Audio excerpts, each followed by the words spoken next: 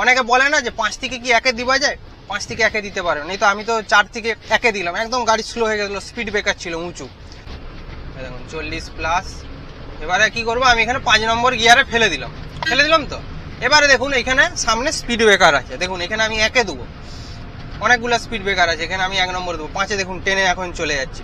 এখন চট করে আমি এখানটায় ব্রেক করবো না, পিছনে অনেক গাড়ি আছে, এটা একটা লোকাল ব্যস্ত রাস্তা, তো পিছনে গাড়ি আছে, নাহলে অসুবিধা হবে, সমস্যা হবে। তো স্পিড ব্রেকারটাই আমি আপনাদেরকে গিয়ারটা পরিবর্তন করে দেখাবো। দেখুন সামনে স্পিড ব্রেকার আছে, দেখুন আমি ব্রেক করছি, 60-এ ছিল গাড়ি, 60-এর গায়ে চলে গেছিলো।